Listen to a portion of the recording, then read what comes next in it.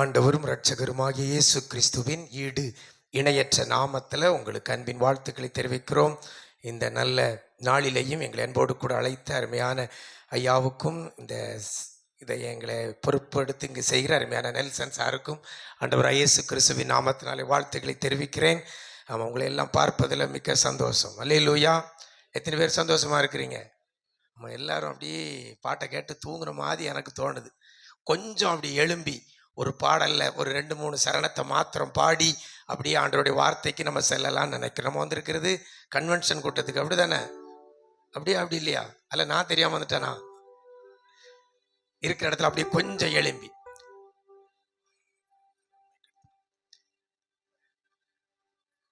தேவ கிருபை என்றும் உள்ளதே, அவர் கிருபை என்றும் உள்ளதே, அவரை போற்றி துதித்து பாடி அல்லேலூயா என்று ஆர்ப்பரிக்க போகிறோம். அல்லேலூயா.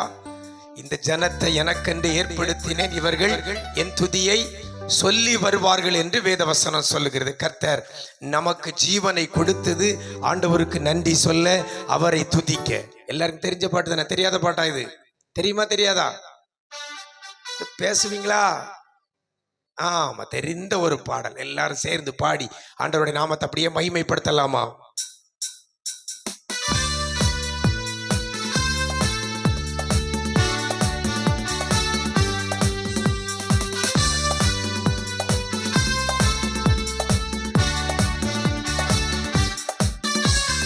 கிருபை என்றும் உள்ளது, அவர் கிருபை என்றும் உள்ளது, அவரை போற்றி துதித்து பாடி அல்லேலூயா என்றார் பரிப்போ, அவரை போற்றி துதித்து பாடி அல்லேலூயா என்றார் பரிப்போ. நெருக்கப்பட்ட சூழ்நிலைகள் வந்திருக்கலாம், ஒடுக்கப்பட்ட சூழ்நிலைகள் வந்திருக்கலாம், போகிற பாதையே அடைக்கப்பட்ட சூழ்நிலை வந்திருக்கலாம். கர்த்தர் நம்மை மறக்கவும் இல்லை, கைவிடவும் இல்லை. சேர்ந்து சொல்லுவோமா?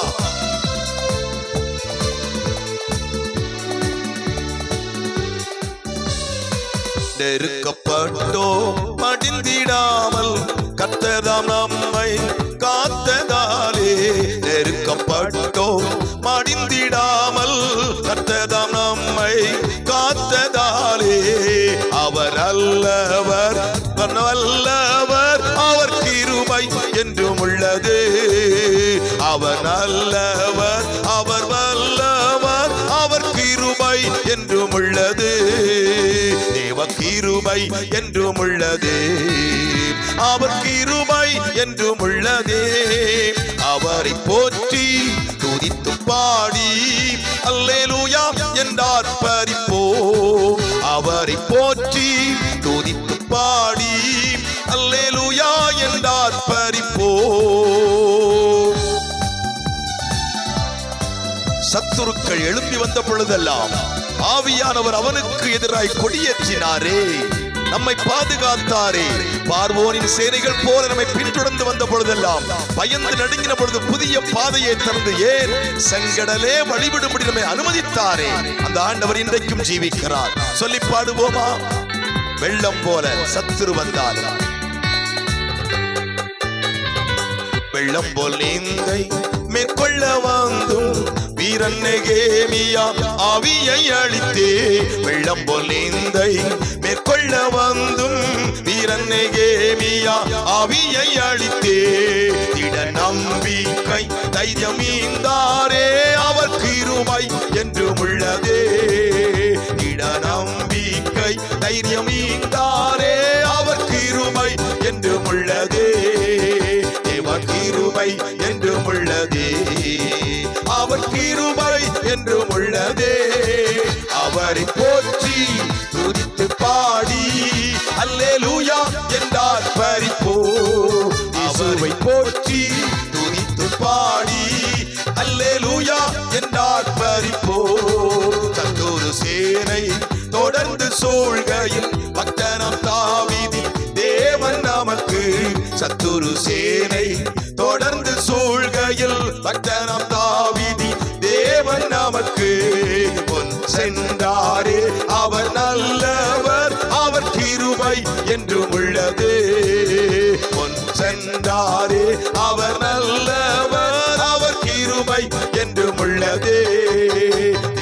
கிருபை என்றும் உள்ளதே, அவர் கிருபை என்றும் உள்ளதே. அவரை போற்றி துதித்து பாடி அல்லேலூயா என்றார் பரிப்போ. அவரை போற்றி துதித்து பாடி அல்லேலூயா என்றார் பரிப்போ. எல்லாரும் நல்ல கைகளை தட்டி ஆமென் சொல்லுங்க பார்க்கலாம். பாதுகாத்த தேவன், வழி நடத்தின தேவன், வித்தியாசமான சூழ்நிலையிலையும் கரம் கொண்டு தூக்கி எடுத்து இம்மட்டும் பாதுகாத்தவன். நல்ல கைகளை தட்டி ஆமென். அப்படியே கண்களை மூடி இந்த வேளையில கூட ஆண்டவரே எங்களோடு கூட பேசுங்கப்பான்னு சொல்லி கேட்க போகிறோம். இந்த 85வது இந்த பண்டிகை நாட்களை காண செய்திருக்கிறீங்கப்பா ஆண்டவரே. இந்த பண்டிகை நாட்களில முதல் நாளில உம்முடைய சமூகத்துல நாங்கள் வந்து நிற்கிறோம் ஆண்டவரே. ஆண்டவரே எங்களுக்கு ஒரு மாற்றத்தை, ஆசீர்வாதங்களை, எதிர்பார்ப்புகளை நாங்கள் இந்த பண்டிகை நாட்களிலே காணும்படியாய், எங்களுக்கு வேதத்தின் ரகசியங்களை கற்றுத் தரும்படியாய் எங்களோடு பேசுங்கப்பான்னு சொல்லி நம்ம கேட்கலாம். நேசிக்கிற நல்ல பிதாவே, ஆசீர்வதிக்கப்பட்ட பண்டிகை நாள் முதல் நாளுக்காய் உம்முடைய சமூகத்தில் வருகிறோம் ஆண்டவரே. இவ்வளவு நேரம் பாடினோம், மகிமைப்படுத்தினோம் அப்பா. இப்பொழுது உம்முடைய வார்த்தையை நாங்கள் கேட்க இருக்கிறோம். தேவனாகிய கர்த்தர் எங்களோடு பேசுவீராக. வந்திருக்கிற ஒவ்வொரு பிள்ளைகளோடு கூட நீர் பேசும்படியாய் ஜெபிக்கிறோம். அடியேனை மறைத்தேன் ஆண்டவர் வெளிப்படுவீராக. உம்முடைய சமூகத்தில் எங்களை தாழ்த்தி அர்ப்பணிக்கிறோம். மீட்பர் இயேசுவின் மூலம் ஜெபிக்கிறோம் நல்ல பிதாவே. ஆமென் ஆமென். உட்காருங்க.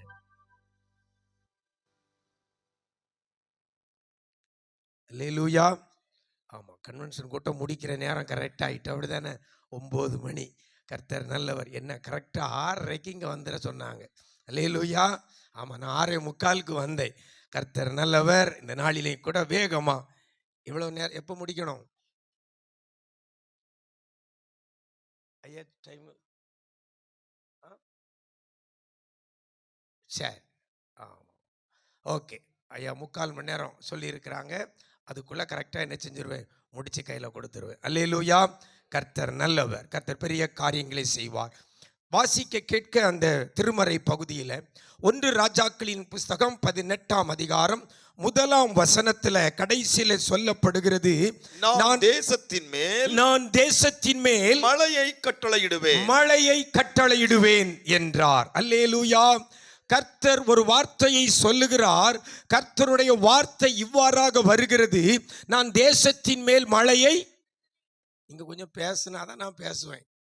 ஏன் டைப்பு அது டிவி, நிஜம் டிவி எத்தனை பேர் பார்த்துருக்கிறீங்க? ஆமா, பார்த்துருக்கிறீங்க, அப்படிதானே? சரி, ரொம்ப சந்தோஷம். நான் கேட்கறதுக்கு நீங்க என்ன செய்யணும், பதில் சொல்லணும். அல்லேலூயா. வீட்டில் என்ன பேச்சு பேசுறோம்? ஒரு வார்த்தை சொன்னா 7 வார்த்தை பேசுறோம். அல்லேலூயா. ஆலயத்துல வந்து நம்ம செய்தி கேட்கும் பொழுது அந்த வார்த்தைக்கு நம்ம ரிப்ளை என்ன செய்யணும், கொடுக்கணும். அல்லேலூயா. சரி, கர்த்தர் சொல்லுகிறார், தேசத்தின் மேல் மழையை சொல்லுங்க கட்டளையிடுவேன் என்று கர்த்தர் சொல்லுகிறார். மழை என்பது ஒரு ஆசீர்வாதம் உண்டு, அப்படியா இல்லையா? ஆமா, மழை வந்து ரொம்ப முக்கியம். மழை ஒரு ஆசீர்வாதத்துக்கு அடையாளம், ஒரு செழிப்புக்கு அடையாளம், நன்மைக்கு அடையாளம். ஒருவேளை மழை என்றால் வானத்திலிருந்து தண்ணீர் கீழே விழுகிறது, அதை நம்ம மழை என்று சொல்லுகிறோம். ஆனால் நம்ம எதிர்பார்த்திருக்கிற காரியங்கள் நமக்கு வருவது அது ஒரு என்னதுதான், மழை தான். அல்லேலூயா. இப்போ ஒரு திருமணம் என்கிற ஒரு காரியத்தை எதிர்பார்த்திருக்கிறீங்கன்னா அது உங்கள் வாழ்க்கையில வறுமையானால் அது ஒரு ஆசீர்வாதம், அது ஒரு மழை. கற்பத்தின் கனி என்பது ஒரு மழை. அல்லேலூயா. வேலை வாய்ப்பு என்கிறது ஒரு மழை. பொருளாதார ஆசீர்வாதம் என்கிறது மழை. அந்த மழை பெய்தால்தான் அந்த ஆசீர்வாதம் நமக்கு உண்டாகிறது. ஒரு மரம் இருக்கிறது எடுத்துக்கொள்ளுங்க, ஒரு செடி இருக்கிறது. மழை மேலிருந்து தண்ணி விழுகிறது போல நம்ம ஓசை வச்சு தினமும் மேலிருந்து அப்படி பிடிச்சு விடுறோன்னு வைங்களா, அது அந்த செடிக்கு ஒரு செழிப்பு இருக்கும். அதே டைம்ல நம்ம ஓசை வச்சு பிடிக்கிறதுக்கு பதிலாக ரியல் மழை ஒரு 2 நாள் பெஞ்சினா நம்ம ஓசை வச்சு மழை போல, செயற்கை மழை போல பெய்ததுக்கும் இயற்கையாகவே மழை பெய்ததற்கும் செடியில வித்தியாசத்தை என்ன செய்யலாம், பார்க்கலாமா? பார்க்க முடியாதா? பார்க்கலாம். ஏன்னா மழை அவ்வளவு ஒரு முக்கியமான ஒன்று. வேதத்தில் ஆதியாகமத்தின் புஸ்தகத்தில் நம்ம பார்க்கும் பொழுது வேதத்தில் சொல்லப்படுகிறது 2ஆம் அதிகாரம் 5ஆம் வசனத்தில், நிலத்தினுடைய சகலவித செடிகளும் பூமியின் மேல் இன்னும் உண்டாகவில்லை, நிலத்தினுடைய சகலவித பூண்டுகளும் இன்னும் முளைக்கவில்லை, ஏனெனில் தேவனாகிய கர்த்தர் பூமியின் மேல் இன்னும் மழையை பெய்ய பண்ணவில்லை. சூரியனை உண்டாக்கிட்டார், சந்திரனை உண்டாக்கிட்டார், எல்லாத்தையும் வார்த்தையினால உண்டாக்கிட்டாரு. ஆனா வசனம் சொல்லுகிறது, இந்த வசனத்துல சகலவித செடிகளும் சகலவித பூண்டுகளும் இன்னும் என்ன செய்யல? முளைக்கவில்லை. ஏன் முளைக்கவில்லை? மழை இன்னும் என்ன செய்யல? பெய்யல. மழை இன்னும் பெய்ய பண்ணல. அப்போ மழை பெய்தால்தான் முளைக்க வேண்டியவைகள் முளைக்கும். கையை தட்டி ஆண்டவருக்கு நன்றி சொல்லுங்க. உங்க குடும்ப காரியத்தில், உங்க எதிர்கால காரியத்தில், உங்கள் கையின் பிரயாசத்தில், உங்க தொழிலில், உங்க பிள்ளைகளுடைய காரியங்களில் எது எது முளைக்கணுமோ அது முளைக்க வேண்டுமானால் மழை என்ன செய்யணும்? சொல்லுங்கம்மா, பெய்யணும். உங்க சரீரத்தில் ஒரு ஆரோக்கியம் முளைக்கணுமா? வியாதியோடு கூட இருக்கிற தேவ பிள்ளையே, பலவீனத்தோடு இருக்கிற தேவ பிள்ளையே, ஆரோக்கியம் முளைக்க வேண்டுமானால் கர்த்தர் மழையை பெய்ய பண்ணினால் மட்டுமே அது என்ன செய்யும்? முளைக்கும். பாருங்க, இப்படி நம்முடைய வாழ்க்கையில இல்லாதவைகளை முளைக்க பண்ணுவதற்கு கர்த்தர் மழையை பெய்ய பண்ண வேண்டியது அவசியம். அதைத்தான் இந்த அதிகாரத்தில் சொல்லப்படுகிறது, நான் தேசத்தின் மேல் மழையை கட்டளையிடுவேன். அல்லேலூயா. அப்போ கர்த்தர் தேசத்தின் மேல் மழையை கட்டளையிட்டால் முளைக்க வேண்டியவைகள் என்ன செய்யும்? முளைக்கும். அல்லேலூயா. எத்தனை பேர் ஒரு எதிர்பார்ப்போடு இருக்கிறீங்க, இந்த பண்டிகை நாட்களுக்கு அப்புறம் என் குடும்பத்தில், என் தொழிலில், என் கையின் பிரயாசத்தில், என் படிப்பு காரியத்தில் ஒன்று முளைக்கணும், அல்லது ஒன்று வரணும், அல்லது ஒன்று உண்டாகணும் நினைக்கிறவங்க மட்டும் கை தூக்குங்க. ஓகே, கர்த்தர் ஆசீர்வாதத்திற்காக அந்த மழையை என்ன செய்வார்? கட்டளையிடுவார். கர்த்தர் மழையை கட்டளையிட்டால் மழை என்ன செய்யும்? பெய்யும். அவர் சொல்ல ஆகும், அவர் கட்டளையிட நிற்கும். அப்படியானால் நான் தேசத்தின் மேல் மழையை கட்டளையிடுவேன் என்று கர்த்தர் சொல்லுகிறார். இன்னைக்கு நான் உங்களுக்கு சொல்ல போகிற ஒரு காரியம் என்ன என்று சொன்னால், கர்த்தர் மழையை கட்டளையிட வேண்டுமானால் நாம் செய்ய வேண்டிய ஒரு காரியம் இருக்கிறது. அல்லேலூயா.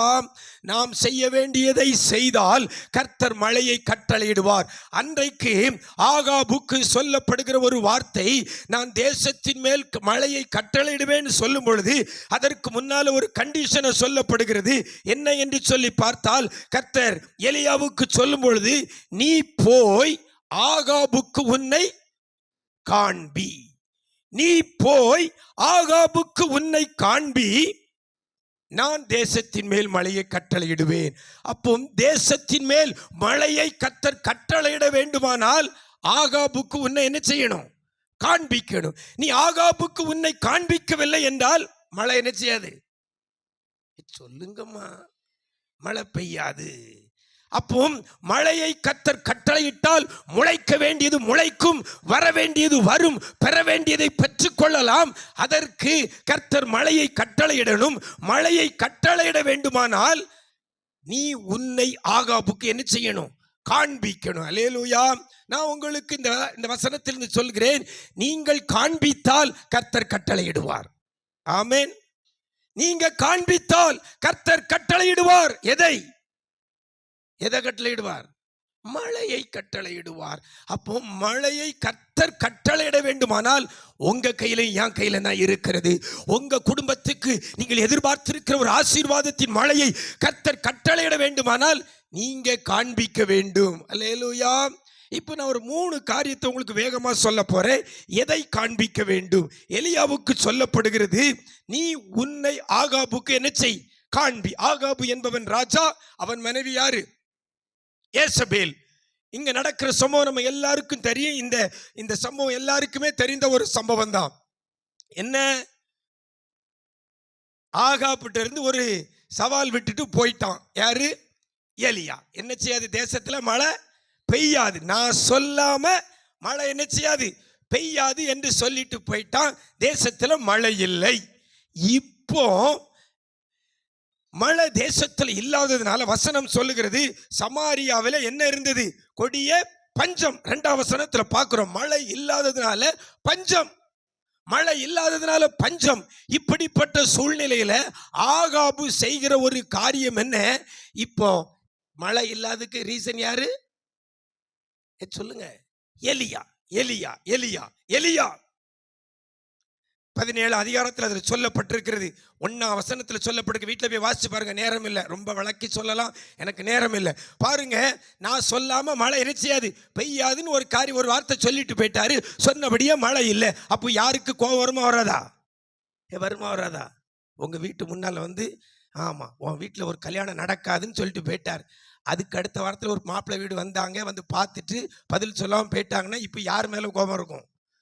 மாப்பிள்ளை வீட்டுக்காரங்க வந்துட்டு போனவங்க மேலே கோபம் இருக்குமா? ஒரு வாரத்துக்கு முன்னால் போய் உன் வீட்டில் இனிமேல் கல்யாணமே நடக்காதுன்னு சொன்னார், அவங்க மேலே கோபம் இருக்குமா? இதே கதை தான் இங்க. எலியா மேல கோபம், ஆகாபு ராஜாவுக்கு கோபம். அதனால ஆகாபு ராஜா என்ன செய்கிறாரு? எலியாவை வலை வீசி என்ன செய்கிறார்? தேடுறார். எலியாவை வலை வீசி தேடுறார். எனக்கு அருமையான தேவஜனமே, எலியாவை வலை வீசி தேடுறான். எப்படியாவது அவனை பிடிச்சி அவன் வாயினால் என்ன செய்யணும்? முதல்ல சொன்னதை என்ன செய்யணும்? வாபஸ் வாங்க வைக்கணும், அல்லது மழை பெய்யுன்னு சொல்லணும். இந்த ஒரு காரியத்திற்காக ஆகாபு எலியாவை என்ன செய்துட்டு இருக்கான்? வலை வீசி தேடிக்கொண்டிருக்கிறான். தன் நாடு முழுவதும் தேடியாச்சு, தன் ஆளுகை செய்கிற தேசம் முழுவதும் தேடியாச்சு. அங்க எலியாவை என்ன செய்யல? காணல, கண்டுபிடிக்க முடியல. 3 வருஷத்துக்கு மேலாக தேடுகிறான். இப்போ ஃப்ளைட் ஏறி அடுத்த நாட்டுக்கு போயிருப்பான் அப்படின்ட்டு பக்கத்து தேசத்துக்கெல்லாம் லெட்டர் எழுதி அனுப்புகிறான் ஆகாபு. எப்படி? எலியாங்கிறவன் இந்த மாதிரி மூக்கு மொழியுமா இருப்பான், இப்படி காணாமற் போன அன்று இந்த கலர் ட்ரெஸ் போட்டிருந்தார், அந்த மாதிரி ஒரு காரியத்தை சொல்லி உங்கள் தேசத்தில் இருந்து அவனை பிடிச்சி எங்கிட்ட கொண்டு வாங்கன்னு சொல்லி எல்லா தேசங்களுக்கும் நிருபங்களை அனுப்புகிறான். அந்த நிருபங்களை எல்லாம் பார்த்து அந்த நாட்டில் உள்ளவங்க தான் நாட்டில் தேடிட்டு அப்படிப்பட்டவன் இங்கே இல்லை அப்படின்னு சொல்லி ஓரலா சொல்றாங்க. அதை ஆகாபு ஏத்துக்கிடாம அவங்ககிட்ட எப்படி எழுதி வாங்குறான்? ரிட்டனா எழுதி வாங்குறான். பாருங்க, அப்ப எந்த அளவுக்கு எலியாவை ஆகாபு தேடுகிறான் என்று சொல்லி பார்க்கிறோம். இந்த சூழ்நிலையில தான் கர்த்தருடைய வார்த்தை எலியாவுக்கு வருகிறது. நீ போய் உன்னை ஆகாபுக்கு காண்பி. அவன் தேடிக்கிட்டு இருக்கிறான், பிடிச்சு போட்டு தள்ளணும்னு ரெடியா இருக்கிறான். அவன் முன்னால போய் நீ உன்னை காண்பி என்று கர்த்தருடைய வார்த்தை வருகிறது. இப்போ தான் இந்த ஆகாபும் ஒபதியா என்பவனும் இவ்வளவு நாட்கள் ஆகாபு எலியாவை தேடுறதிலே அவன் காலத்தை செலவழிச்சிட்டான். அல்லேலூயா. நாட்டை ராஜான என்ன செய்யணும்? நாட்டை ஆளணும், மக்களுடைய குறைய தீர்க்கணும். இவன் எதை பற்றியுமே கவலை இல்லாம இந்த 3 வருஷத்துக்கு மேல யாரை தான் தேடிக்கிட்டு இருந்தான்? எலியாவை தேடுறதிலே காலத்தை கழித்து விட்டான். இப்பதான் திடீர்னு எல்லா இடத்துலையும் தேடி கிடைக்கல. உடனே இப்ப பார்த்தா தேசத்துல பஞ்சம் கொடியதா இருந்தது. ஒரு தீவனம் இல்லை, குதிரைக்கு கோவேறு கழுதைக்கு. இப்பந்தான் ராஜா ஒரு முடிவு எடுக்கிறான். ஒபதியாவை அழைத்து விசாரணைப்புக்காரனாகிய ஒபதியாவை அழைத்து, நீ இந்த பக்கம் போ, நான் இந்த பக்கம் போறேன். யாரை தேட? அப்படியா? புல்லு தேட. எங்கேயாவது புல்லு இருக்குமா? கழுதைக்கும் கோவேறு கழுதைக்கும் குதிரைக்கும் புல்லு கிடைக்குமான்னு பாருன்னு சொல்லி ராஜா ஆட்சி செய்ய வேண்டிய நேரத்தில் செய்யாமல் எலியாவை தேடி அலைந்துகிட்டு இப்போ என்ன தேடி போறான்? புல்ல தேடி போகும் பொழுது ஒபதியா ஒரு பக்கம் போகிறான். ஒபதியாவுக்கு முன்னால போய் புசுக்குன்னு யார் வந்து நிற்கா? எலியா நிற்கிறான். பாருங்க, ஆகாபு போற திசையில் ஆகாபுக்கு முன்னால எலியா நிக்கல, ஒபதியாவுக்கு முன்னால நின்னு ஒன்னு சொல்றான். இன்றைக்கு என்னை ஆகாபுக்கு என்ன செய்வேன்? காண்பிப்பேன், அதுக்கு ஏற்பாடு செய்யன்னு சொல்றான். ஒபதியா என்பவன் எப்படிப்பட்டவன்? ஒருவேளை ஆகாபுக்கு விசாரணைக்காரனாக இருந்தாலும் கூட யேசபேல் தீர்க்கதரிசிகளை கொன்று குவிக்கும் பொழுது ஒரு 100 பேரை கெபிக்கு 50 பேரா வச்சு பாதுகாத்து அவங்களுக்கு உணவு கொடுத்து பாதுகாத்தவன் இந்த ஒபதியா. 100 தீர்க்கதரிசிகளை பாதுகாத்த இந்த ஒபதியா எலியாவை பாதுகாப்பானா பாதுகாக்க மாட்டானா? சொல்லுங்க. பாதுகாப்பான். அந்த ஒபதியாவுக்கு முன்பதாக எலியா போய் நின்று, இன்றைக்கு என்னை அவனுக்கு என்ன செய்வேன்? காண்பிப்பேன். இதுக்கு ஏற்பாடு பண்ணு அப்படிங்கிற மாதிரி சொல்றான். அல்லேலூயா. பாருங்க, நான் காண்பிக்க வேண்டிய ஒரு காரியம், முதல் காரியம் என்ன அப்படின்னா, நம்முடைய சாட்சியை என்ன செய்யணும்? காண்பிக்க வேண்டும். அல்லேலூயா. சாட்சியை காண்பித்தால் கர்த்தர் மழையை என்ன செய்வார்? கட்டளையிடுவார். சாட்சி இன்னைக்கு காட்ட வேண்டியது சாட்சி. ஆண்டவரை சொந்த இரட்சகராக ஏற்றுக்கொண்ட நீங்களும் நானும் சாட்சியை காண்பித்தால் கர்த்தர் என்ன செய்வார்? மழையை கட்டளையிடுவார். சாட்சினா நம்ம ஒரு ஆளை பிடிச்சி ஆதார் கார்டையும் கையில் கொண்டு வந்து சாட்சி கையெழுத்து போடுற அந்த சாட்சி இல்லை. நம்மை குறித்த சாட்சியை காண்பிக்க வேண்டும். அல்லேலூயா. ஒபதியாவுக்கு முன்னால இவன் எலியா நின்று தன்னுடைய சாட்சியை காண்பிக்கிறதை பார்க்கிறோம். எலியா சாட்சியை காண்பித்தார். ஒரு 3 காரியத்தை வேகமா சொல்றேன் பாருங்க. இப்போ ஒபதியா ஒரு ஸ்டேட்மெண்ட்டை கொடுக்கிறான். நீர் சொன்னபடியே ஆகாபிட்ட போய், எலியா நிற்கிறான், உங்க பார்க்க வந்திருக்கான் நான் சொன்னோம்னா எலியா உடனே என்ன செய்வான்? சரி, ஆகாப் என்ன செய்வான்? உடனே புல்லு தேடி போனவன் ஓடி வருவான். ஏன்னா எத்தனை வருஷம் தேடி இருக்கான். நான் ஆகாபை கூட்டி கொண்டு வருவேனால் நீர் இங்க என்ன செய்ய மாட்டீர்? இருக்க மாட்டீர். நீர் எங்க போயிருவீரு? அழகா சொல்றான், ஆவியானவர் உம்மை கொண்டு எங்கேயாவது வச்சிருவாரு. இப்போ ஆகாப் வந்து தேடி பார்த்தா யார் இருக்க மாட்டா? எலியா இருக்க மாட்டான் என்று ஒபதியா சொல்லுகிறதை பார்க்கிறோம். அப்படின்னா எலியாவை கர்த்தருடைய ஆவியானவர் எங்கேயாவது கொண்டு போயிருவாரு அப்படின்னு யார் சொல்றா? ஒபதியா சொல்றா. அப்போ எலியாவை குறித்த சாட்சி எப்படி இருக்கிறது? 17ஆம் அதிகாரத்தில் பார்த்தீங்கன்னா 1 ராஜாக்கள் 17:24 வசனத்தில் அந்த ஸ்திரீ சொல்லுகிறார். அந்த ஸ்திரீ எலியாவை நோக்கி, நீர் தேவனுடைய மனுஷன் என்றும் உம்முடைய வாயிலிருந்து பிறக்கிற கர்த்தரின் வார்த்தை உண்மை என்றும் நான் இப்பொழுது அறிந்திருக்கிறேன். நீர் மெய்யாகவே தேவனுடைய மனுஷன். ஒரு ஸ்திரீ சொல்றா. யாரை குறித்து சாட்சி சொல்றா? எலியாவை குறித்து. இன்னும் பின்னால நீங்க போங்க. எலியா எடுத்துக்கொள்ளப்பட்ட போது எலிசா திரும்பி வர்றான், யோர்தானை கடந்து வர்றான். அப்போ கரையில இருந்த தீர்க்கதரிசி புத்திரர்கள் சொல்றாங்க ஒரு வார்த்தை. எடுத்து வாசிக்க நேரம் இல்லை. என்ன சொன்னாங்க? ஞாபகம் இருக்கா? எலிசா மாத்திரம் திரும்பி வருகிறான். எலியாவை கர்த்தர் எடுத்துக்கொண்டார். இப்போ அவங்க தீர்க்கதரிசி புத்திரர் சொல்றாங்க, எங்ககிட்ட நல்ல பலவான்கள் இருக்கிறாங்க, எங்ககிட்ட நிறைய பவுன்சர்ஸ் இருக்கிறாங்க, எங்ககிட்ட நிறைய அடியாட்கள் இருக்கிறாங்க. நாங்க அனுப்பி எலியாவை என்ன செய்யறோம்? தேடுறோம். எலியா எங்க இருப்பாருன்னா, கர்த்தருடைய ஆவியானவர் அவரை கொண்டு போய் மலை உச்சிலையோ பர்வதங்களில் ஒன்றிலோ கொண்டு என்ன செஞ்சிருப்பார்? வச்சிருப்பார். நாங்க அங்க போய் என்ன செய்யறோம்? தேடுறோம். எலியா அப்படின்னாலே கர்த்தருடைய ஆவியானவர் அவனை கொண்டு போயிருவார் அப்படிங்கிற ஒரு சாட்சி அங்கே இருந்தது. அல்லேலூயா. எலியா அப்படின்னா அவன் கர்த்தருடைய ஆவியானவர் அவனோடு கூட இருக்கிறார், அவனை எங்கேயாவது கொண்டு வைப்பார், அவன் கூட தான் இருப்பார் என்கிற ஒரு சாட்சியை எலியா காண்பித்தான். இன்னைக்கு உங்களையும் என்னையும் குறித்து இப்படி சாட்சி இருக்கிறதா? இருக்குதா? இன்னாரா, இன்னாருடைய மகனா, இன்னாருடைய மகளா, இவங்க இங்கதான் இருப்பாங்க, இவங்க இதுதான் செய்துகிட்டு இருப்பாங்க அப்படி நம்மளை குறித்து சொல்ல முடியுதா?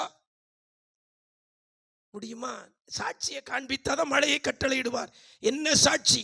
இன்னார் மோனா பஸ் ஸ்டாண்ட்ல சுத்திக்கிட்டு இருப்பான், இன்னார் மோனா பக்கத்து வீட்டில் சோவாரிக்கிட்டு இருப்பான். இப்படிதானே நம்மளை குறித்து வருகிறது. இன்னைக்கு ஐயா ஹவுஸ் விசிட்டு வராங்க, உங்கள் வீட்டில் உங்கள் பையன் இல்லை, அப்போ அம்மா வந்து சொல்கிறாங்கன்னு வைங்க, உங்கள் பையன் எங்கன்னு கேட்டாங்கன்னா அம்மா என்ன சொல்லுவாங்க? அவன் எந்த ஆள போனானே எனக்கு தெரியாது அப்படின்னு அம்மா சொல்கிறாங்க. அப்படி தானே? உங்கள் பிள்ளை எங்கம்மா? அவன் எங்கே போனாலும் தெரியலையே. எங்கே போனான் என்று தெரியாமலே பெற்றோர்கள் இருக்கிறோம். நம்முடைய சாட்சி எப்படி இருக்கிறது? ஆனால் எலியாவை குறித்து சொல்லும்போது, அவன் இங்கே இல்லையா, கர்த்தருடைய ஆவியானவர் அவனை கொண்டு போயிருப்பார். இங்கே இல்லையா, அவன் கர்த்தருடைய ஆவியானவர் பர்வதங்களில் ஒன்றில் கொண்டு போயிருப்பான்னு சொல்லி எலியாவுக்கும் கர்த்தருடைய ஆவியானவருக்குள்ள உறவை மற்றவர்கள் சாட்சியாக சொல்லுகிறதை பார்க்கிறோம். எனக்கு அருமையான தேவஜனமே, உங்க சாட்சி எப்படி இருக்கிறது? கர்த்தர் மழையை கட்டளையிட வேண்டுமானால் சாட்சியை என்ன செய்யணும்? காண்பிக்க வேண்டும். நான் ஒரு குருவானவரை குறித்து சொல்லுவேன். எங்க பகுதியில் இருக்கிறாங்க. ஐயா வீட்டில் இல்லையா, ஆல்டரில் முழங்கால நிற்பாரு. நான் சொல்லுவேன், ஆமோஸ்னு ஒரு ஐயா இப்போ பேப்பலங்குளத்தில் இருக்கிறாங்க. இப்போ ஐயாவும் முதல்ல பேப்பலங்குளத்தில் தான் இருந்தாங்களாம், இப்போ இருக்கிறாங்க. ஐயா வீட்டில் இல்லையா அப்படின்னு பார்த்தாச்சுன்னா போதும், சர்ச்சு பூட்டி இருக்கும், ஆல்டரில் முழங்காலில் நின்றுட்டு இருப்பார். சிஎஸ்ஐ குருவானவர். சாட்சி எப்படி இருக்குது? எல்லாருமே சொல்லுவாங்க, ஐயா வீட்டில் இல்லையா, வீட்டில் ஏதாவது கல்யாண கார்டு கொடுக்க வராங்க, வீட்டில் இல்லையா, அங்கே போய் சர்ச்சை பார்த்து அங்கே ஆல்டர் முன்னால் முழங்காலில் நிற்பார். இப்படி சாட்சி நம்மை குறித்து இருக்கிறதா? இன்னாரு இல்லையா, வீட்டில் இல்லையா, ஆலயத்தில் ஜெபாலயத்தில் ஜெபம் பண்ணிக்கிட்டு இருப்பாங்கன்னு நம்மளை குறித்து சாட்சி சொல்றாங்களா? இல்லையே. நீ சாட்சியை காண்பித்தால் கர்த்தர் மழையை கட்டளையிடுவார். இன்னைக்கு நாம சாட்சியை காட்ட முடியலைங்க. நம்ம சாட்சியை காட்ட முடியல. இன்னைக்கு நம்ம சாட்சியை காட்டினால் கர்த்தர் மழையை கட்டளையிடுவார். இன்னைக்கு நம்முடைய சாட்சி எல்லாம் ஆமா வெளியே என்ன செய்யுது, கிழிஞ்சி நார் நாரா தொங்குது. அல்லேலூயா. சாட்சியை நம்ம காட்ட முடியல, திருச்சபை காட்ட முடியல, ஊழியர்கள் காட்ட முடியல, ஊழியம் செய்கிற பிள்ளைகள் காட்ட முடியல. ஏன் கர்த்தர் தேசத்தின் மேல் மழையை கட்டளையிடல? எனக்கு தெரியும், ஒரு 3 வருஷத்துக்கு முன்பதாக நம்ம பாளையங்கோட்டையில் நமக்கு செப்டம்பர் மாதம்னா ஒரு பண்டிகை வரும். என்ன பண்டிகை? மாம்பழ சங்கமா? செப்டம்பர் மாதம்னா நம்ம சிஎஸ்ஐல சுவிசேஷ பண்டிகை. என்ன பண்டிகை? சுவிசேஷ பண்டிகை. அது அந்த காலத்தில் செப்டம்பர் மாதம் முழுவதும் ஊழியம் செய்து கடைசியில் ஒரு ஞாயிற்றுக்கிழமை ஒரு இடத்துல கூடி நம்ம என்ன செய்வோம், சாப்பிட்டுட்டு நம்ம ஒரு சோத்திர கூட்டம் நடத்துவோம். இப்போ அது குறிஞ்சி ஒரு வாரம் ஆச்சு. இப்போ எங்கள் பகுதியில் ஒரு நாள் ஆச்சு. அதுக்கு பேர் சுவிசேஷ பண்டிகையில் பிக்னிக். ஞாயிற்றுக்கிழமை எல்லா ஊர்லேருந்து 5 வேன் எடுத்துட்டு கன்னியாகுமரி அல்லது ஏதாவது ஒரு டேம் இருக்க இடத்துல போய் என்ன செய்யறது, நின்றுட்டு தோத்திர கூட்டம் சாப்பிட்டுட்டு வந்துடுது. இதுக்கு பேர் என்னது? சாட்சி வார ஊழியம், சுவிசேஷ பண்டிகை. பாளையங்கோட்டையில் சாட்சி இந்த சுவிசேஷ பண்டிகைக்காக ஒரு ஞாயிற்றுக்கிழமை காலையில் அவங்க நிறைய பேரோடு சேர்ந்து ஒரு பக்கத்தில் இருக்கிற கிராமத்துக்கு போய் சுவிசேஷம் அறிவிக்க கொட்டடிச்சு, வருவாய் தருணம் இதுவே, அழைக்கிறாரே வல்ல ஆண்டவர் இயேசு வண்டைன்னு சொல்லி அழைச்ச உடனே அந்த ஊர்ல இருந்து கும்பலாக அழைச்சி வந்துட்டாங்க. நீங்க தானே எங்களை அழைச்சிய வாங்கன்னு வந்துட்டு ஒரு காரியம் சொன்னாங்க. என்ன சொல்ல போறீங்க? இயேசுவை பற்றி சொல்ல போறோம். முதல்ல உங்க கிறிஸ்தவங்களுக்கு சொல்லுங்க, உங்க டயசிஸ்ல சுப்ரீம் கோர்ட்ல இருக்கிற கோர்ட் கேஸ் எல்லாம் என்ன செய்யுங்க, வித்ட்ரா பண்ணுங்க. ஒருத்தரை குறித்து ஒருத்தர் போட்ட கேஸ் அவ்வளோ என்ன செய்யுங்க, வாபஸ் வாங்கிட்டு நீங்க முதல்ல ஆண்டவருக்கு சாட்சியா வாழ்ந்துட்டு எங்களை வான்னு என்ன செய்யுங்க, அழைங்கன்னு சொன்னோன்னு நம்ம மக்கள் என்ன செய்தாங்க? ஏதாவது பேச முடிஞ்சுதா? டிவிலலாம் வந்துச்சு, பேப்பர்லலாம் வந்துச்சு. ஒரு 3 நாள் கொரோனா முடிஞ்சு அடுத்த வருஷம் நினைக்கிறேன், அப்படியே திரும்பி வந்தாங்க. ஏன் நம்ம சாட்சியை காட்ட முடியல? சாட்சியை காண்பித்தால் கர்த்தர் கட்டளையிடுவார். முதல் காரியம் நம்ம சாட்சியை காட்ட வேண்டும். இரண்டாவது நம்ம காட்ட வேண்டியது என்ன? 21ஆம் வசனத்தை வாசிக்கலாமா? 1 ராஜாக்கள் 18:21. அப்பொழுது எலியா சகல ஜனத்தண்டைக்கு வந்து நீங்கள் எந்த மட்டும் 2 நினைவுகளால் குந்தி குந்தி நடப்பீர்கள். கர்த்தர் தெய்வமானால் அவரை பின்பற்றுங்கள், பாகால் தெய்வமானால் அவரை பின்பற்றுங்கள் என்றான். இரண்டாவது எலியா தன்னுடைய சவாலை காண்பிக்கிறான். முதல்ல எதை காண்பிக்கணும்? முதல்ல சொல்லுங்க, சாட்சியை காண்பித்தால் மழையை கட்டளையிடுவார். இரண்டாவது சவாலை காண்பிக்கணும். எலியா தனி மனிதனாய் நின்று கர்த்தர் தெய்வமானால் கர்த்தரை பின்பற்றுங்கள், பாகால் தெய்வமானால் பாகாலை பின்பற்றுங்கள் என்று சிங்கிளா நின்று என்ன செய்யறான்? சவால் விடுறான். அப்படிதானே? ஆமா. பாகால் தீர்க்கதரிசிகள், ஆமா, ஏசபேலோட கூட பந்தியில் இருக்கக்கூடிய தோப்பு விற்கிற இவங்க அப்படின்னு சொல்லி ஒரு பெருங்கூட்டம் நிற்கிறது. சிங்கிள் தனி மனிதனாய் நின்று ஒரு சவால் விடுகிறான். கர்த்தரை குறித்து சவால் விடுகிறான். அல்லேலூயா. கர்த்தர் தெய்வமானா கர்த்தரை பின்பற்றுங்கள், இல்ல கர்த்தர் தெய்வம் இல்லைன்னா நீங்க சொல்றதை பின்பற்றுங்கள் என்று சொல்லி தனி மனிதனாய் கர்மேல் பர்வதத்தில் சவால் விடுகிறான். சவாலை காண்பிக்கிறான். அல்லேலூயா. இரண்டாவது உங்களுக்கு சொல்கிறேன், நீங்கள் சவாலை காண்பித்தால் கர்த்தர் தேசத்தின் மேல் மழையை, இங்க கவனிங்க, சவாலை காண்பித்தால் கர்த்தர் தேசத்தின் மேல் மழையை கட்டளையிடுவார். அல்லேலூயா. கர்த்தரை குறித்த சவால் நம்ம விடுறோமா? நம்ம விடுற சவால் என்னது? செத்தாலும் அவன் வீட்டு வாசல் படியில நான் என்ன செய்ய மாட்டேன், மிதிக்க மாட்டேன். நான் சொல்றேன், செத்தாலும் நீ உன் வீட்டு வாசற்படியே மிதிக்க முடியாது. உன்னை 4 பேர் தூக்கிட்டு தான் போவாங்க, உன் கால் வாசப்படியில் என்ன செய்யாது, படாது. ஆனா நம்ம சவால், செத்தாலும் அவன் வீட்டு வாசப்படியில் மிதிக்க மாட்டேன். இந்த சவாலை காண்பிக்க சொல்லவில்லை, கர்த்தரை குறித்த சவால் நம்ம காண்பிக்கிறோமா? இல்ல. எத்தனை பேர் கர்த்தரை குறித்து மற்றவங்கிட்ட சவால் விடுறோம்? நம்ம குடும்பம், நம்ம கோத்திரம், நம்ம பெருமை குறித்து சவால் விடுறோம். எங்க குடும்பம் அப்படியாக்கும், எங்க தாத்தா இப்படியாக்கும், எங்க பாரம்பரியம் இப்படியாக்கும், சவால் விடுறோமே. குடும்பத்தை குறித்து உயர்த்தி பிடிக்கிறோமே, கர்த்தரை குறித்து உயர்த்தி பிடிக்கிறீங்களா? கர்த்தருடைய நாமத்தை உயர்த்துறீங்களா? இல்லையே. உங்ககிட்ட வந்து ஒரு ஆள் வந்து கேட்கிறார், எனக்கு இந்த வியாதி வந்துட்டுமா, என்ன செய்யன்னு கேட்டா நீங்க என்ன சொல்றீங்க?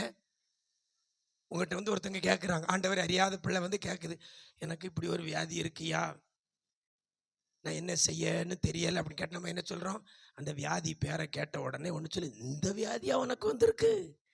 எங்கள் சொந்தத்திலே ஒரு ஆளுக்கு இந்த வியாதி வந்துச்சு, 3 மாசத்துல அவுட்டு அப்படின்னு சொல்லுவோம். அப்படி இல்லை அப்படின்னா இன்னொரு விதத்தில் சொல்லுவோம், உனக்கு இந்த வியாதியமா வந்திருக்கு, எங்கள் சொந்தத்தில் ஒரு ஆளுக்கு இந்த வியாதி வந்துச்சு, இந்த ஆஸ்பத்திரிக்கு போய் இவ்வளவு லட்சம் செலவழித்து ட்ரீட்மெண்ட் எடுத்தாங்க, அவங்க நல்லாயிட்டாங்கன்னு சொல்லுவோம். ஒன்று இதை சொல்லுவோம் அல்லது இதை சொல்கிறோம், அப்படி தானே? யாராவது ஒருத்தர் இந்த வியாதி எனக்கு இருக்குன்னு சொல்லும் பொழுது, வாங்க இந்த ஜெபாலயத்தில் போய் முழங்கால் படிட்டு நம்ம 2 பேரும் ஜெபம் பண்ணுவோம், இயேசு உனக்கு அற்புதம் செய்வார்னு சொல்லி சவால் விட்டுருக்கிறீங்களா? பதிலே வராத. இந்த சவாலை நீங்கள் காண்பித்தால் கர்த்தர் மழையை கட்டளையிடுவார் உங்க குடும்பத்தில். நம்ம என்ன நினைக்கிறோம் தெரியுமா? அந்த ஆள்கிட்ட இயேசு உனக்கு செய்வார், இந்த கோயிலில் போய் நம்ம ஜெபம் பண்ணுவோன்னு சொல்லி அவளும் என் சொல்ல கேட்டு வந்துட்டு ஜெபம் பண்ணி முடித்த பிறகு சுகம் ஆகலைன்னா என் கதை என்ன ஆகிறது, என் பிரஸ்டீஜ் என்ன ஆகிறது, நான் கொடுத்த வாக்கு என்ன ஆகுறதுன்னு நம்ம ஒரு உள்ளுக்குள்ள ஒரு பயம் இருக்க போய் தான் இதை சொல்ல மாட்டோம். ஆனால் ஒரு ஆள் ஒரு ஆஸ்பத்திரியில் போய் சுகமானதை அந்த ஆள்கிட்ட சொல்கிறேன், நீ போ அந்த ஆஸ்பத்திரிக்கு போ, என்ன செய்யும்? சுகமாகும் சொல்றமே. ஏன்? இயேசு கிறிஸ்துவின் மேல உங்களுக்கு இருக்கிற நம்பிக்கை, விசுவாசம் எங்க போச்சு? எத்தனை பேர் சவால் விடுறோம்? ஆண்டவர் நாமத்தை குறித்து வா இயேசு செய்வார். நான் உங்களுக்கு சொல்றேன், நீங்க சுகம் கொடுப்பேன்னு அழைத்து கூட்டு வந்தீங்க இல்ல, யாரு? இயேசு சுகம் தருவார்னு தான் சொல்லி கூட்டு வந்தீங்க. இப்போ சுகம் அடையலைன்னா குற்றம் யார் மேல, தப்பு யார் மேல? சொல்லுங்க, சொல்ல மாட்டீங்களோ? தூக்கம் வந்துட்டோ? இவ்வளோ வேத்து பூத்து பேசுதே, பதில் சொல்ல மாட்டேங்கல. அவங்களுக்கு கோபம் யார் மேலே வரும்? இயேசு மேலே வரும். வந்துட்டு போது உங்களுக்கு என்ன, எனக்கு என்ன? காசா பணமா? இயேசுவை சொல்லி, இயேசுவின் நாமத்தை சொல்லி ஒருவருக்கு உனக்கு இயேசு சுகம் தருவார் என்று சொல்லி அழைத்து வந்து ஜெபித்திருக்கிறீர்கள். சுகம் கிடைக்கவில்லை என்றால் யார்கிட்ட ஃபால்ட்டு? சொல்லுங்க வாயை திறந்து. இயேசுட்ட ஃபால்ட். அந்த ஆள் இயேசுக்கு 4 வார்த்தை ஏசிட்டு போது, நாக்க பிடுங்க போய் பேசிட்டு, உங்களுக்கு என்ன எனக்கு என்னங்க? அப்படி விடுவாரா இயேசு? வசனம் சொல்கிறது, அவர் தம்முடைய நாமத்தை பரியாசம் பண்ண ஒட்டார். எனக்கு அருமையான தேவ ஜனமே, சுகம் கொடுக்கிறது நீங்களும் நானும் அல்ல, சுகம் கொடுக்கிறவர் இயேசு. உங்களுக்காக எனக்காக ரத்தம் சிந்தினவர் அவர், உயிர் தெழுந்தவர் அவர், தழும்புகளால் குணமாகிறோம் என்று சொல்லப்படுகிறது. தழும்பை ஏற்றவர் அவர், சுகம் கொடுக்கிறது அவர் வேலை. நீங்களும் நானும் சொல்றதுதான் நம்முடைய வேலை, சவால் விடுறதா நம்முடைய வேலை.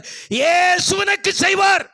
இதை தைரியம் அன்னைக்கு சொல்ல முடியல நம்மளால. அதனால தான் நம்ம வீட்டில் ஆசீர்வாதம் என்கிற மழை பெய்யாம அநேக காரியங்கள் பெண்டிங்ல கிடக்கிறது, அநேக முளைக்காமல் அப்படியே கிடக்கிறது.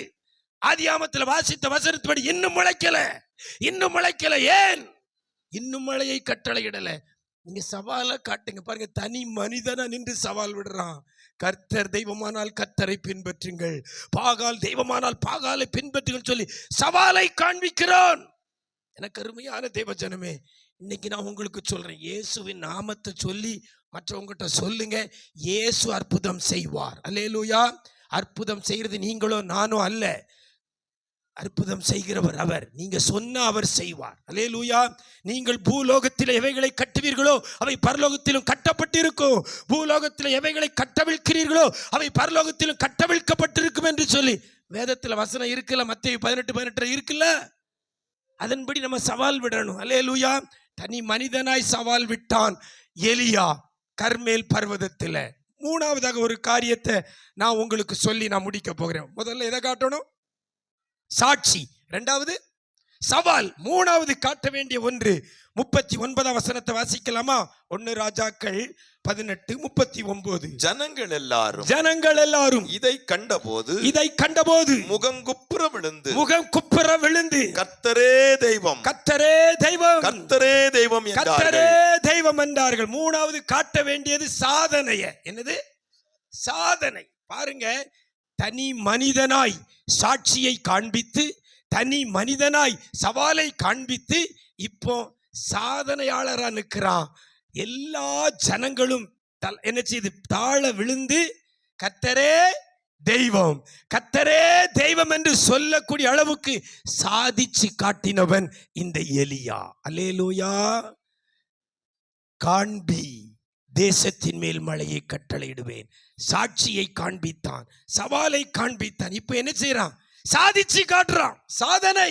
இத்தனை ஜனங்கள் கர்த்தர் தெய்வம் என்பதை அறிக்கையிடக்கூடிய அளவுக்கு சாதிச்சு காட்டுனான். அல்லேலூயா. நீங்களும் நான் என்ன சாதிச்சிருக்கிறோம் சொல்லுங்க? என்ன சாதனை? ஆமா, நான் படிச்சேன், சாதிச்சேன், திருமணம் முடிச்சேன், பிள்ளைய பெத்திருக்கேன், ஆடும் பக்குது மாடும் பக்குது. இது ஒரு சாதனையா? என் பிள்ளைய கட்டி கொடுத்தேன், பேர பிள்ளைய எடுத்துட்டேன்.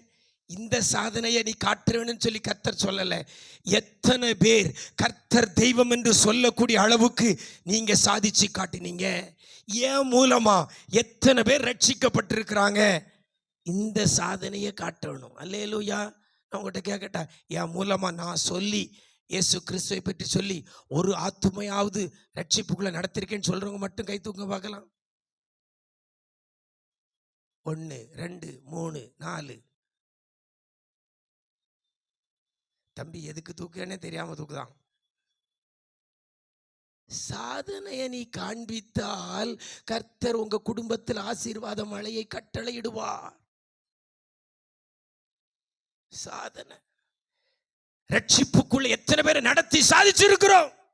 இயேசுவை குறித்து சொல்லி எத்தனை பேரை ஆண்டவருக்குள்ள கொண்டு வந்திருக்கிறோம்.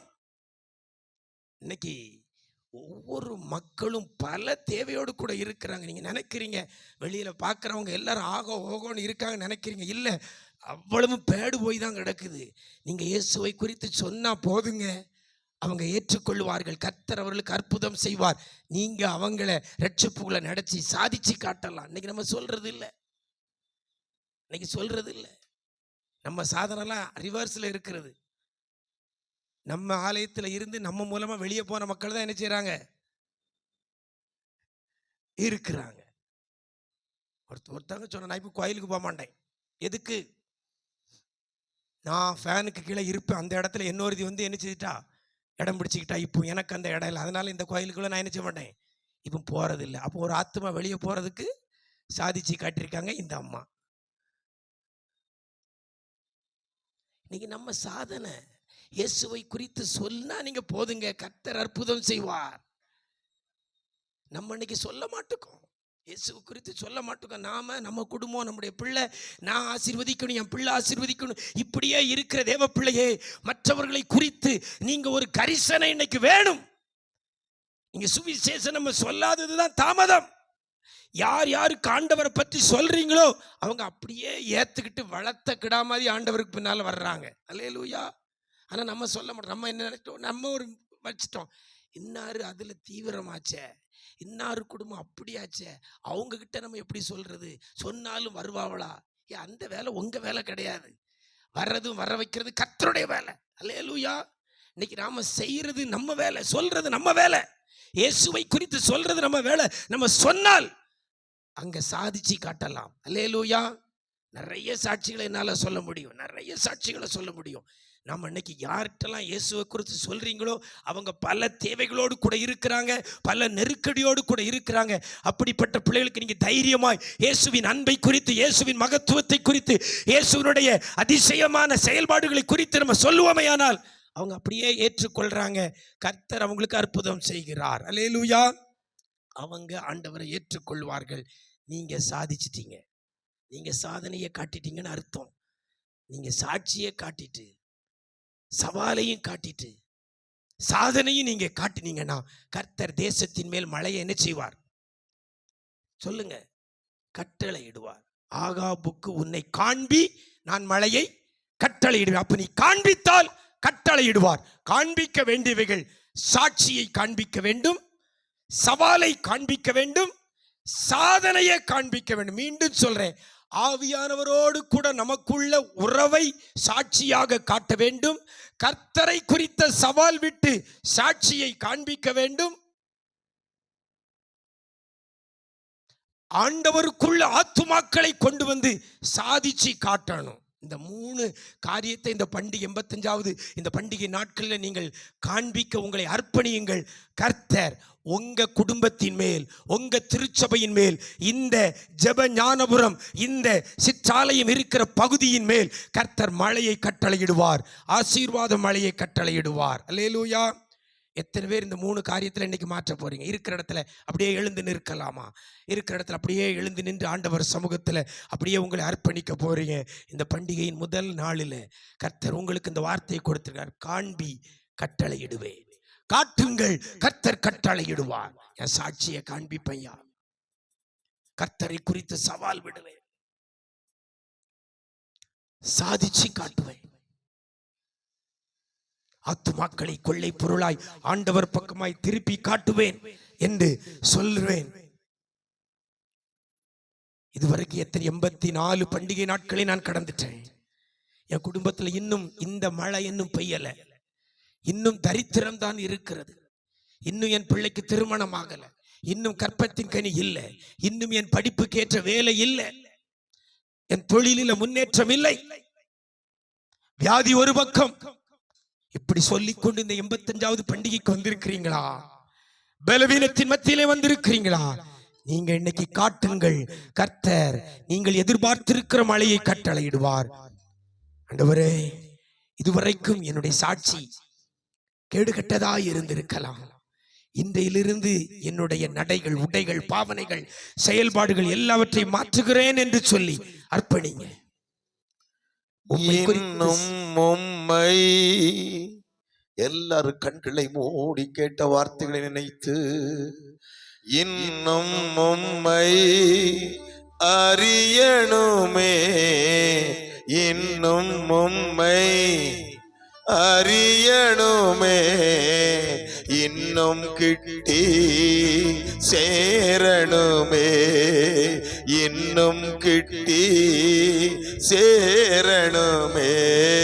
பிரசன்னம் பிரசன்னம் தேவ பிரசன்னம், மகா பிரசன்னம் பிரசன்னம் தேவ பிரசன்னோ. கரம் பிடித்த நாயகரே, கரம் பிடித்த நாயகரே, கைவிடாத தூயவரே, கைவிடாத தூயவரே. பிரசன்னம் பிரசன்னம் தேவ பிரசன்னம், ஆஹா பிரசன்னம் பிரசன்னம் தேவ பிரசன்னம். ராஜா உம் பிரசன்னம் போதுமையா, எப்போதும் எனக்கு போதுமையா. எதிர்பார்ப்போடு வந்திருக்கிற பிள்ளைகள் தயவு செய்து ஒரு நல்ல நேரம் இது. கேட்ட வார்த்தை அப்படியே மனதில கொண்டு உங்க வாழ்க்கையில எது குறைவுபட்டு போயிருக்கிறதோ அப்படியே இன்னைக்கு சொல்லுங்க பார்க்கலாம். ஆண்டவரே, என் வாழ்க்கையில இந்த ஆசீர்வாதமான மழை இதுவரைக்கும் பெய்ய பண்ணாது இருக்கிறதப்பா, இன்றைக்கு எனக்கு பெய்ய பண்ணும், இன்றைக்கு எனக்கு பெய்ய பண்ணும். இந்த 85வது பண்டிகை நாள் என் வாழ்க்கையில ஒரு செழிப்பை கொண்டு வருகிற ஒரு நாள் அப்படின்னு சொல்றவங்க மாத்திரம் கண்ணை மூடி அப்படியே வலது கையை வானத்துக்கு நேரா உயர்த்தி அப்படியே சொல்லுங்க பார்க்கலாம். தேவரீர், என் வாழ்க்கையில இதுவரைக்கும் இருக்கிற தரித்திரங்கள் இந்த பண்டிகை நாட்களுக்கு அப்புறமா இதோ கேட்ட வார்த்தையின்படி ஆசீர்வாதமான மழையை என் வாழ்க்கையில பெய்ய பண்ண போறீங்க. உமக்கு நன்றி ஆண்டவரே சொல்லுங்க பார்க்கலாம். உமக்கு நன்றி ஆண்டவரே, உமக்கு நன்றி ஆண்டவரே. என் பிள்ளைகளுடைய வாழ்க்கையில திருமணத்திற்காக நான் பிரயத்தனப்பட்டு தோல்வி அடைந்து கொண்டிருக்கிறேன். இந்த 85வது பண்டிகை நாட்களுக்கு பிறகு கர்த்தர் என் வாழ்க்கையில, என் பிள்ளையின் வாழ்க்கையில ஒரு ஆசீர்வாதமான மழையை, திருமணம் என்கிற ஒரு மழையை கர்த்தர் தர போறீங்கப்பா. உமக்கு நன்றின்னு சொல்லி வாய்விட்டு அறிக்கை சொல்லுங்க பார்க்கலாம். கர்ப்பத்தின் கனி இல்ல, அது நிமித்தமாய் வருஷங்கள் கடந்து போயிருக்கிறது. ஏளனம் ஒரு பக்கம், குடும்பத்தில் வித்தியாசமான பார்வை ஒரு பக்கம். இதுதான் என் வாழ்க்கை இல்லை. இந்த 85வது பண்டிகைக்கு அப்புறம் கர்ப்பத்தின் கனி என்கிற மழையை கர்த்தர் என் வாழ்க்கையில கட்டளையிடுங்கப்பா. என் குடும்பத்தின் பிள்ளைகள் வாழ்க்கையில கட்டளையிடுங்கப்பா. வாயத்தன்னு சொல்லி கேட்டு பெற்றுக் கொள்ளலாமே ஆண்டவரே. பொருளாதாரத்துல, தொழில் துறையில, வியாபாரத்துல விழுந்து கிடக்கிற நிலைமை மறுபடியும் எடுத்து நிறுத்துவீராக, மறுபடியும் எடுத்து நிறுத்துவீராக. குடும்பத்தில் இருக்கிற சமாதான குறைவுகளை விலகி போக பண்ணுங்கப்பா. படிக்கிற பிள்ளைகளுடைய வாழ்க்கையில ஆண்டவரே ஞானத்தினாலே நிரப்புவீராக. எங்கள் பிள்ளைகளுக்கு நல்ல ஞாபக சக்தியை தந்தருளுவீராக. ஓ, உமக்கு நன்றி அப்பா. வாய் விட்டு சொல்லலாமா? தகப்பனே, ஆண்டவரே உமக்கு நன்றி. இன்னைக்கு கேட்ட வார்த்தையின் படியாய் சாட்சியை காண்பிப்போ. ஓ, உமக்கு நன்றி அப்பா. சவாலை காண்பிப்போ, சாதனையை காண்பிப்போ.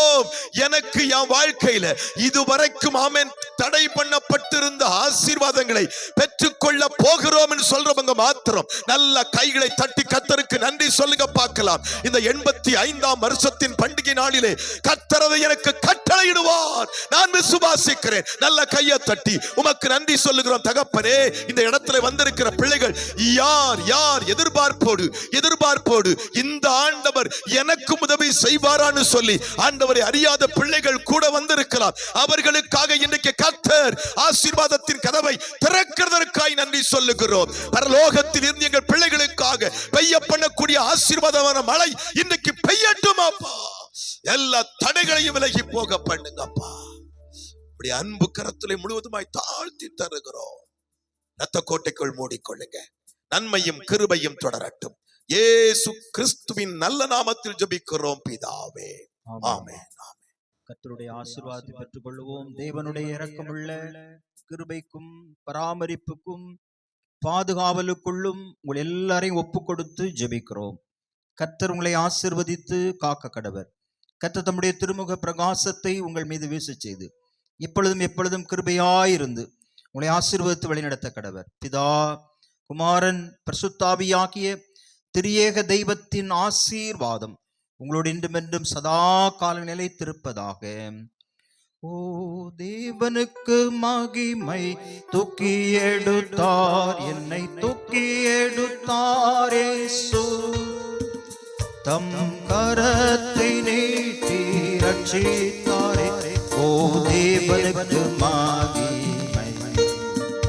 இயேசுவை நேசிக்கிறேன், மென்மேலும் நேசிக்கிறேன். அக்கரையில் நான் நின்று அவரை என்றும் வாழ்த்துவேன். அக்கரையில் நான் என்றும் வாழ்த்துவேன். ஓ, தேவனுக்கு மகிமை. தூக்கி எடுத்தார், என்னை தூக்கி எடுத்தார் இயேசு. தம் கரத்தை நீட்டி ரட்சித்தாரே.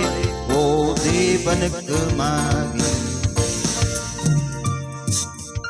எங்கள் கண்மலையும் மீட்பெருமாகிய கர்த்தாவே, எங்கள் வாயின் வார்த்தைகளும் எங்கள் இருதயத்தின் நல் தியானமும் எப்பொழுதும் சமூகத்தில் பிரீதியாயிருப்பதாக.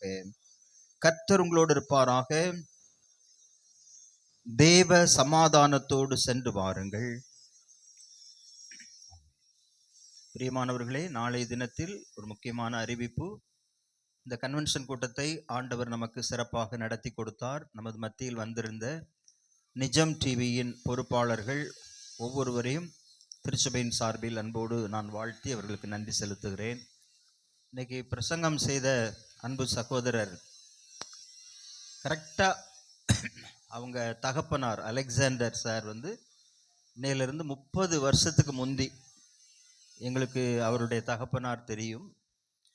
நான் பேர்பலான்குளத்தில் இருக்கும் பொழுது அப்போ தான் புதுசாக குருவானவராக அபிஷேகம் செய்து நாங்கள் அந்த ஊரிலே குருவானவராக போயிருந்தோம். அவருடைய தகப்பனார் சபை ஊழியராக இருந்தார்கள். சபை பணியாற்றி முக்கியமாக எல்லா கமிட்டியிலும் இருப்பாங்க. அப்போது அவர்கள், நான் இப்போ இவங்க பிரசங்கத்தை பார்த்த பிறகு அலெக்சாண்டர் சார் பையன் இவ்வளோ வல்லமையாக நிஜம் டிவியை நடத்தி ஒரு சாட்சியாய் கர்த்தருடைய ஊழியத்தை செய்வது ஒரு பெரிய ஆசீர்வாதம். அதாவது தகப்பன் செய்த அந்த ஊழியம், அவர்களுடைய பிள்ளைகள் இப்படி எழுந்து நின்று கடவுளுக்காக பிரகாசிப்பது ஒரு பெரிய காரியம். கர்த்தராகிய இயேசுவின் நாமத்தில் அவர்களுக்கு நன்றி செலுத்துகிறேன். தொடர்ந்து அவர்கள் ஊழியத்தை கர்த்தர் ஆசீர்வதிப்பாராக. நாளை இந்த புதுப்பிக்கப்பட்ட தேவாலயத்தின் மறுபிரதிஷ்டை காலை சரியாக 11 மணிக்கு நமக்கு இந்த பிரதிஷ்டை ஆராதனை நடைபெறும். எல்லாரும் தயவுசெய்து தகுந்த ஆயத்தம் செய்து, காலையில் சாப்பாடு உண்டுலம்மா, வர்ற எல்லாரும் சாப்பிட்டுட்டு வீட்டில் போய் படுத்துறாதீங்க. எல்லோரும் தயவுசெய்து வாங்க. இப்போ கேட்டேன்னு ரொம்ப கம்மியாக இருக்குது, நிறைய அங்கே வர சேர் போடுவாங்க, இங்கெல்லாம் போடுவாங்களன்னா இப்போ முடிஞ்ச பிறகு சாப்பாடு கிடையாதுல்ல. அதனால் அவங்க வீட்டில் சப்பாத்தி செய்யணும், தோசை சுடணும், அதெல்லாம் நடக்கும். இப்போ வேலை நடக்குது. அதனால் கொஞ்சம் பேர் உள்ளே இருந்து செய்ய வேண்டிய காரியத்தை செஞ்சுக்கிட்டு இருப்பாங்க அப்படின்னு. கர்த்தருக்கு சித்தமானால் அடுத்த வருஷம் பார்ப்போம். நாளைக்கு 3 நேரம் சாப்பாடு இருக்குது. நாளைக்கு எப்படி இருக்கீங்கன்னு தானே பார்க்க போகிறோம். சிலர் என்னென்னா அந்தந்த நேரத்துக்கு வருவாங்க, நல்லா திருப்தியாக சாப்பிட்டுட்டு அதில் வீட்டில் போய் நல்லா விரித்து ஃபேனை போட்டு, உங்களுக்கெல்லாம் ஃபேன் போட்டிருக்கு, எங்களுக்கு போடலை பற்றியில, இங்கே நீங்கள் அவ்வளோ நிம்மதியாக இருக்கணும்னு எல்லாம் மேலே தொங்குத ஃபேன் போட்டு அங்கே போட்டு நல்லா நீட்டாக வச்சுருக்காங்க. நீங்கள் எல்லோரும் வரணும்னு. ஆனால் நீங்கள் உங்கள்கிட்ட சொல்லி பிரயோஜனம் இல்லை, அவங்ககிட்டலாம் சொல்லணும். அவங்க வீட்டுக்குள்ளே உட்காந்து லைவ் வேறு நவராஜனே போட்டுட்ருக்காங்க. சிலர் வீட்டுக்குள்ளே அப்படியே படுத்து கிடந்து இந்த லைவை பார்த்துட்டு சரி சரி ரைட்டு அப்படின்னு எல்லாம் எழும்பி வந்துரு, சிக்கலாயிரும் பிறகு. அதனால் வாரவங்க என்ன செஞ்சிடணும், வெளியே வந்து உட்காந்துருங்க. யாராக இருந்தாலும் சரி இங்கே வந்துடணும். ஆலய ஆலயத்தில் இங்கே ஒரு கன்வென்ஷன் நடந்துக்கிட்டு இருக்கு. நீ வீட்டுக்குள்ளே உட்காந்து தோசை சுட்டியோ அல்ல சப்பாத்தி செஞ்சியோ அதெல்லாம் வயிற்றுக்குள்ளே போகாது, அது ரொம்ப சிக்கலாயிரும். அதனால் எல்லாம் என்ன செஞ்சிருன்னா இங்கே காம்பவுண்டுக்குள்ளே வந்து உட்காந்துடணும். பல லட்சம் செலவழிச்சிட்டு ஒரு நாள் தொழில். ஜெயக்குமார் அண்ணே ஒரு நாள் கடையை அடைச்சாங்கன்னா அவங்களுக்கு ஏகப்பட்ட அங்கே நட்டம்தான். ஆனால் அதெல்லாம் அடைச்சி போட்டு இங்கே வந்திருக்காங்க, குடும்பமாக வந்து உட்காந்துருக்காங்க. அப்படி அது ஆள் இருக்கோ பாருங்க. அதெல்லாம் அங்கே ஆள் வைக்காமலையா வருவார். அவர் அங்கே திறந்து போட்டு இங்கே எப்படியோ வந்திருக்கிறது ஒரு பெரிய காரியம். இன்றைக்கி ஒரு காரில் வந்திருக்காங்க. போக்குவரத்து எங்கே என்ன ஆச்சு யோசிச்சு பாருங்க.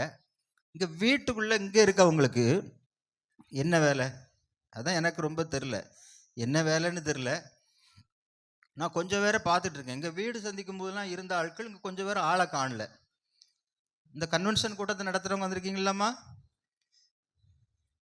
அந்த உட்காந்துருக்கோம். அவங்க பரவாயில்ல. அவங்க அம்மா ஒரு நாள் தவறாமல் ஆலயத்துக்கு வர்றவங்க. ஒரு நாள் நாங்கள் அவங்கள பார்க்கலன்னா, கோயிலில் இல்லைன்னா கட்டாயம் அவங்களுக்கு சோம் இல்லைன்னு அர்த்தம். மற்றபடி ஆலயத்துக்கு என்ன செய்வாங்க, வர்றாங்க. இன்றைக்கி அவங்க பிள்ளைகள்லாம் ஆசீர்வாதமாக இருக்கிறதுக்கு காரணம் அவங்க போட்ட முழங்கால், அவங்களுடைய ஜெபம். இன்றைக்கி நீங்கள் பாருங்கள், யாருனாலும் ஆலயத்தில் நாட்டப்பட்டவர்கள், ஆமாம், எல்லா இடத்துலையும் அவங்க செழித்திருப்பாங்க. ஆலயம்ங்கிறது அவ்வளோ பெரிய ஒரு ஆசீர்வாதமான இடம். ஆலயத்துக்கு வந்தீங்கன்னா ஒரு பெரிய ஆசீர்வாதம். அதனால நல்ல கர்த்தருடைய ஆலயத்துக்கு வாங்க. நல்லா ஒரு நேரமும் வீட்டில் இங்கே கோயிலே கிடக்கணுங்கிறதுக்காக தான் 3 நேரம் சாப்பாடு. ஆனால் நம்ம ஆட்கள் நல்லா சாப்பிடணும், அங்கே போய் தூங்கணும். இதுக்கு தான் வாரீங்களா? காலையில் வேற இவங்க இப்போ விதவிதமாக இடியாப்பம், இட்லி, தோசை, முட்டை தோசை, பூரி, இப்படி வேற. மத்தியானம் பார்த்தா அதெல்லாம் பிரதிஷ்டையா மட்டன் தான் போடணும். அது போடணும்னு சொல்லி ஆட்களாவது இருக்கான்னு தெரியல. வந்திருக்காங்களா எல்லாரும்? ஆமாம், அது மட்டன் சாப்பாடு. பிறகு ராத்திரின்னா அது விதவிதமாக போடுதாங்க. பக்கத்திலேயே நின்று முட்டையை ஊற்று, கூட ஒன்றை ஊற்று, சுடு, சுட சுட இதில் வை. அதெல்லாம் நல்ல கிராண்டாக சாப்பிட வேண்டியதான். அதை பற்றி பிரச்சனையே இல்லை. ஆனால் இருக்க வேண்டிய இடத்துல என்ன செய்யணும்? இருக்கணும். அதுதான் முக்கியம். அதுதான் ஆசீர்வாதம். அதான் ஆசீர்வாதம். நான் உங்களுக்கு சொல்லுறதுக்கு காரணம் என்னென்னா, ஐயர் வாழ் உபதேசியாரெல்லாம் இன்னைக்கு ஆசீர்வாதத்துக்கு எங்களுக்கு காரணம் என்ன தெரியுமா? என்ன நீங்கள் நினைச்சாலும் நினைக்காட்டாலும், நீங்கள் எங்களை வாழ்த்தினாலும் ஏசினாலும் பேசினாலும், நாங்கள் ஆசீர்வாதமாக இருக்கிறதுக்கு நாங்கள் முதல்ல வந்து இருக்கணும். அப்படி தானே? 7 மணிக்கு நானும் ஐயரம்மாவும் முதல்ல 7 மணிக்கு வரோம். இந்த இடமே இல்லை. நாங்கள் நினச்சோம், இது என்னடா கன்வென்ஷன் உள்ள கோயிலுக்குள்ளே வச்சுட்டாங்களோ அப்படி. அங்கேருந்து வரும்போது பேசினா அப்போ தான் கம்பியெல்லாம் தூக்கிட்டு வந்து இங்கே நடுதாங்க. ஆனாலும் பரவாயில்ல, சடன்னு எல்லாம் முடிச்சு கரெக்டாக ஆரம்பிக்க 1 மணி நேரம் லேட்டு. ஆனாலும் நல்லபடியாக ஒரு நல்ல கர்த்தருடைய செய்தியை நாம் கேட்க கர்த்தர் உதவி செய்தார். நாளைக்கு இந்த இடத்துல ஒன்றும் இருக்காது. காலையில் எல்லாம் கலத்தி கொண்டு போக சொல்லியிருக்கு. காலையில் என்ன கோயில் பிரதிஷ்டை. அதனால் காலை 11 மணிக்கு நம்ம எல்லாரும் வந்து இந்த இடத்துல ஒரு நின்று ஜெபம் பண்ணி, ஆலயத்தை சுற்றி வந்து ஒரு பாட்டு பாடி, அதுக்கு பிறகு ரிப்பன் கட் பண்ணி ஆலயத்துக்குள்ளே போகிறோம். போய் மகிமையான தங்கத்தகடு பதிக்கப்பட்ட இந்த சிற்றாலயத்தில் தேவாலய பிரதிஷ்டை பண்டிகையை கொண்டாடி, இந்த ஆலயத்துக்கு யாரெல்லாம் எவ்வளவு உழைத்தார்கள், ஜெபித்தார்கள், கொடுத்தார்கள், அதையெல்லாம் வாசித்து அவர்களுக்காக ஒரு நல்ல சிறப்பு பிரார்த்தனை, ஆண்டவர் அவர்களை ஆசீர்வதிக்க வேண்டும் என்று நான் கேட்கும் பொழுது, இதுக்காக நாங்கள் ரொம்ப பிரயாசப்படவில்லை. எல்லாரும் குடும்பமாக கொடுத்தார்கள். கர்த்தர் ஆச்சரியமாக இந்த காரியத்தை நடத்தி கொடுத்தார். அது ஒரு பெரிய காரியம். ஆண்டவர் பெரிய காரியங்களை ஒவ்வொரு குடும்பத்திலும் செய்திருக்கிறார். ஆகவே இந்த அருமையான சிற்றாலய பிரதிஷ்டை பண்டிகை வெகு விமரிசையாக நமக்கு இந்த வருஷத்தில் நடத்துவதற்கு நாம் ஏற்பாடுகளை செய்திருக்கிறோம். ஆண்டவர் தொடர்ந்து ஆசீர்வதிப்பார். நாளை தினம் 11 மணிக்கு தேவாலய பிரதிஷ்டையை செய்த பிறகு நாளை இரவு இதே இடத்துல நமக்கு ஒரு பெரிய இன்னிசை நிகழ்ச்சியை ஒழுங்கு செய்திருக்கிறார்கள். அந்த இன்னிசை நிகழ்ச்சியில் நல்லா ஞாபகம் வச்சுக்கோங்க. நெல்சன் சார்ட்ட நீங்கள் என்னென்ன பாட்டு கேளுங்கள் தரப்படும் அப்படி பாடுறாங்கன்னா நீங்கள் எழுதி வச்சுக்கோங்க. யார் என்னென்ன பாட்டு, நேயர் விருப்பம்லாம் இருக்குது. அதனால் ஏதாவது ஒரு உங்களுக்கு ரொம்ப டச்சிங்காக இருக்குது ஒரு பாட்டுன்னா எழுதி வச்சுக்கோங்க, அதை கொடுங்க. அந்த பாட்டெல்லாம் நாளைக்கு சிறப்பாக பாடுவார்கள். ஒரு பெரிய ஆசீர்வாதமான, இன்னைக்கு கேட்டது போல ஆண்டவர் நம்மை ஆசீர்வாதத்துக்கு நேராக அழைத்து செல்வார்.